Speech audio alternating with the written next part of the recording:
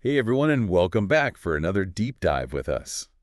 Today we're going to be exploring a story that's, it's both fascinating and disturbing at the same time. Mhm. We're going to be looking at the life of Carrie Rawson, and she's the daughter of Dennis Rader. Dennis Rader. Yeah, You probably know him better as the BTK Killer. yeah, the BTK Killer. And, this case it's really interesting because it gives us a unique perspective. We're not just going to be talking about the crimes of a serial killer. It's more than that. We're going to be examining the impact that his actions had on his family. Yeah. And we're going to be seeing it all through the eyes of his daughter. It's really hard to even wrap your head around that, you know? Like imagine growing up with a father, and he's capable of these horrific acts, but you have no idea. Right. And then one day, boom, your whole world just comes crashing down. Mm-hmm. That's exactly what happened to Carrie. It was February of 2005, and she was online just listening to a recording of a 911 call. This call was from 1977, Okay. but this wasn't just any 911 call. It was the call that reported one of the BTK killer's murders.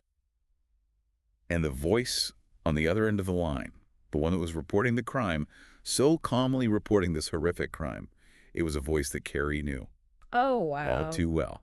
It was her father's voice. I can't even imagine the shock, just the confusion, the sheer terror of a moment like that. It must have been like a ground opened up and swallowed everything she thought she knew. Yeah, just your whole life just gone. Just gone.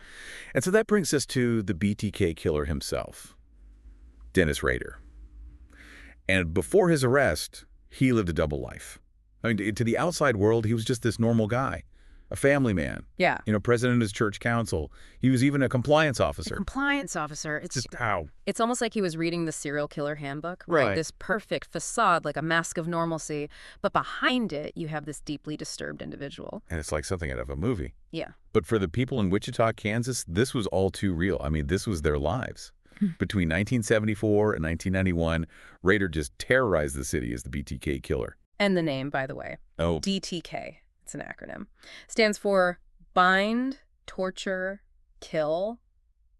so, yeah, not a good guy. No, not a good guy. And it wasn't just the murders. I mean, that's horrific enough. But he would taunt the police. He would taunt the media, sending them letters. And it just drew out the fear and the uncertainty. Yeah. And this need for attention that he had. It's almost like a narcissistic desire to control everything. And, that actually ended up playing a role in his capture in 2005. It's crazy how those little details can just unravel a whole case. Oh, yeah. In the middle of all this chaos, you have Carrie, Mm-hmm. and she's just trying to reconcile, the loving father that she remembers with this monster that everyone now knows. Right. It's like this constant battle between these two completely different realities. Yeah. On the one hand, she has all these warm memories, like her childhood, her dad, a father who was there for her, Yeah. involved in her life. Yeah. But then on the other hand, you have this horrifying truth staring her in the face. And it creates this conflict inside. You can't help but think, how would something like that change your memories? Right. Would you start to question everything? Like look for clues that you might have missed? Absolutely. I mean, it would be like trying to put together a puzzle and half the pieces are missing. Yeah. And the ones you have, they don't even fit together. And Carrie, she even says in her memoir that, her father did have a temper. Hmm? And, sometimes there would be these outbursts of violence. Oh, there were cracks there, There were cracks. even if nobody really recognized them at the time. Exactly. Like, how can someone be so compartmentalized? Right. How can you be this loving father one minute and then this cold-blooded killer the next? It's mind-boggling. It really is. And to try to deal with this trauma, Carrie made the decision that she would only communicate with her father through letters.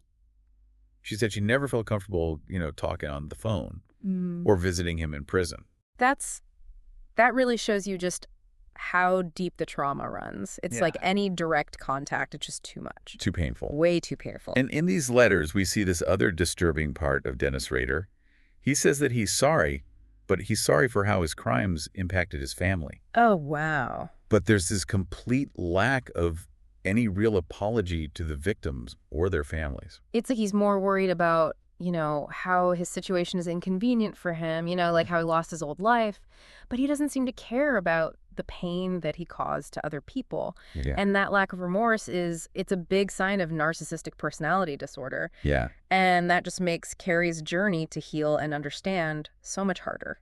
It's like she's not only dealing with the trauma of his crimes, but she's also realizing that he might never really understand what he did. And that brings up another important thing. Carrie's also struggling with PTSD, post-traumatic Mhm. stress disorder. Yeah. And she said that she struggled to even recognize it at first because it wasn't the typical kind of PTSD. Like if people think about, soldiers coming back from war. Right. Yeah.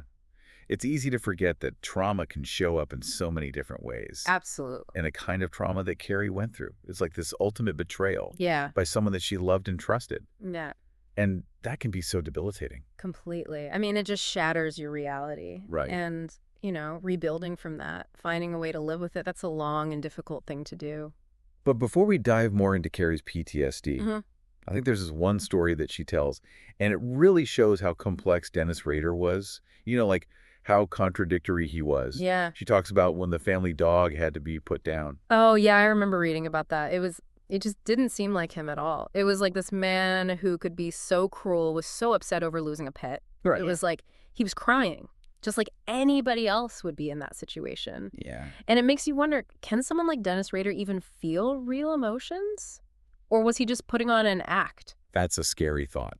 It That is. someone can just switch their emotions on and off. It really shows you the complexity of, the human mind. Yeah. And for Carrie, it adds another piece to this puzzle that she's trying to figure out.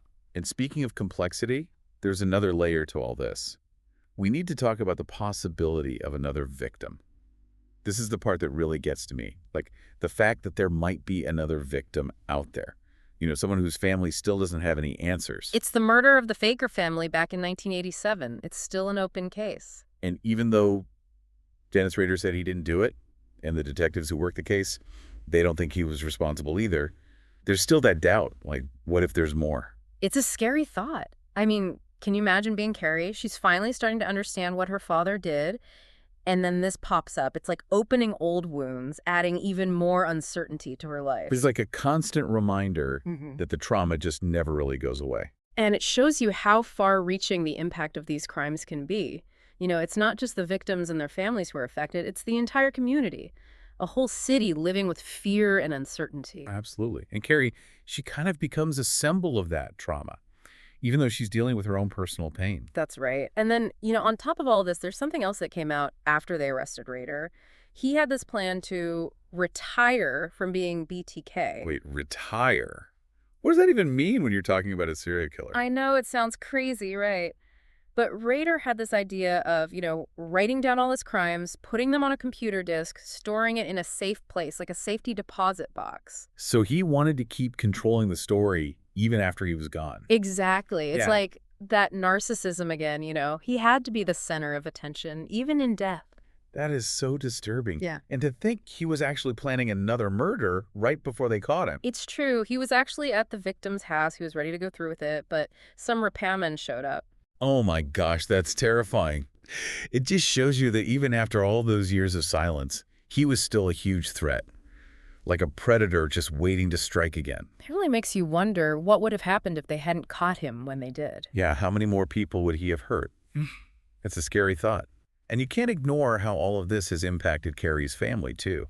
Like her mother, she's been coping by pretending that her husband died the day they arrested him. It's like she's trying to protect herself, trying to create some distance from the pain. It's as if by erasing him from her mind, she can find some sense of normalcy. I can understand that. It's like she's trying to rewrite history.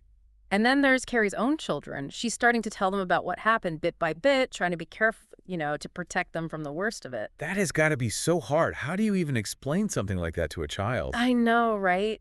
It's such a difficult situation. She wants to protect their innocence, but she also knows she has to be honest.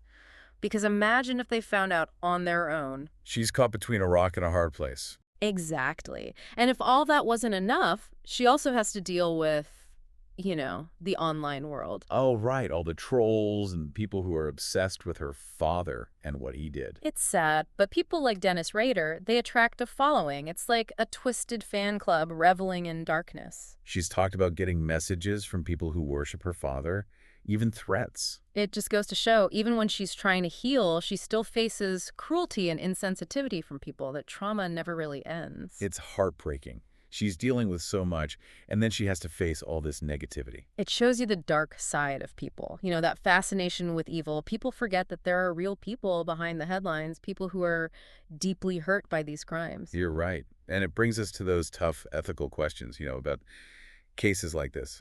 Would Carrie have been better off if they had never caught her father? If she had lived her life never knowing the truth? That's a hard question to answer. I mean, you could say that ignorance is bliss, that not knowing would have saved her from all this pain. But then there's also the truth.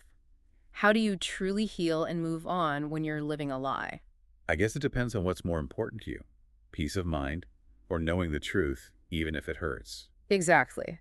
And ultimately, Carrie's story is one of strength, of figuring out how to navigate something horrific. It's filled with pain and anger and confusion, but there's also healing and self-discovery.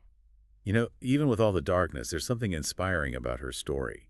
It shows you how strong the human spirit is, how it can endure terrible things and come out even stronger. Absolutely. And it makes us question everything we thought we knew about good and evil. It Yeah. shows the gray areas of human behavior, and it proves how powerful the human spirit really is. I think that's a good point to wrap things up on. Carrie Rawson's story reminds us that even when things are their worst, there's always hope, always the possibility of healing and becoming a better person. Well said. And for everyone listening, I hope this deep dive has given you a better understanding of how these crimes affect people. You know, it's about more than just the facts of the case. It makes you think, about all the stuff people go through, things you can't even see. And for Carrie, it's not just, what happened to her, it's how it's affected her mom, her kids.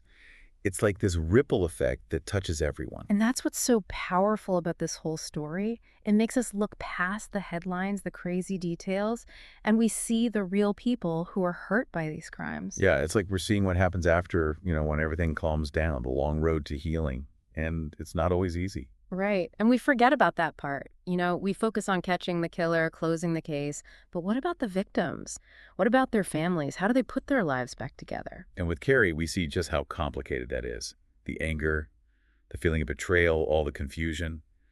But she's also so strong. She wants to find meaning in all of this, even after something so awful. She's a survivor. And her story makes us really think about what we believe, about good and evil, about forgiveness. It's like she's showing us ourselves, how we get caught up in the darkness, how we forget that these are real people involved, both the victims and the people who commit these crimes. And it raises those big questions, like what does justice really mean? Is it just about punishing someone? Or is it about helping the people who are hurt, helping them heal? And how do you even measure the damage? It's more than just the people who died. It's the families, the communities, the scars that never really go away.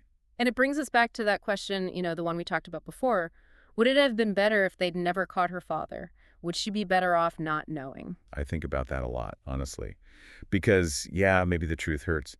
But living with a lie, that's got to be hard too. It's a real dilemma with no easy answers. And that's what Carrie's story is about. It's not about right or wrong. It's about the messiness of it all, of trauma, of healing, of being human. And it shows that even in the worst situations, there's no one right way to deal with things. You just have to figure it out as you go, try to make sense of it all, and find a way to keep going. Well said.